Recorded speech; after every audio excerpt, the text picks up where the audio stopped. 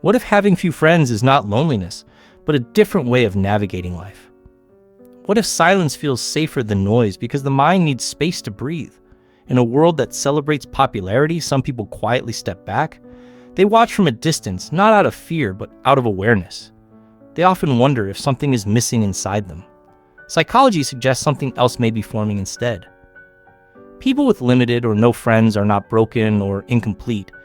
Their inner world is usually rich, active, and constantly processing. They think before they speak and feel before they trust.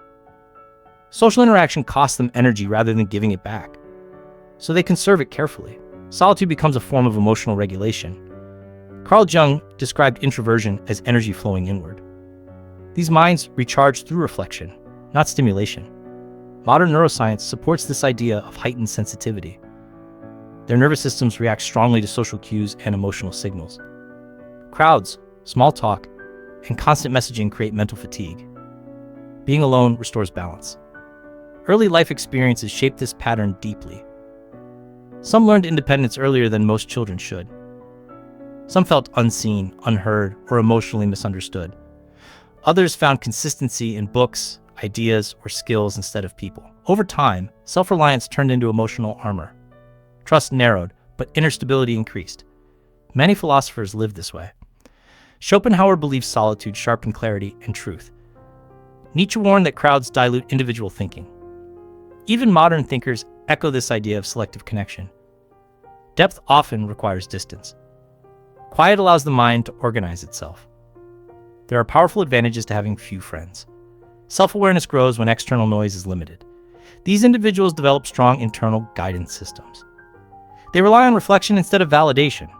Creativity thrives in uninterrupted mental space. Focus becomes a natural strength. Books like Deep Work by Cal Newport highlight this advantage. Solitude enables mastery and meaningful achievement. Many artists, writers, and researchers live socially minimal lives. They traded breadth of connection for depth of contribution. Their work benefited from uninterrupted thinking. Their inner discipline grew stronger. But this lifestyle also has shadows. Limited friendships can reduce emotional support during stress. There are fewer mirrors to reflect distorted thinking. Self-criticism can grow louder without external grounding. Loneliness may appear during life transitions.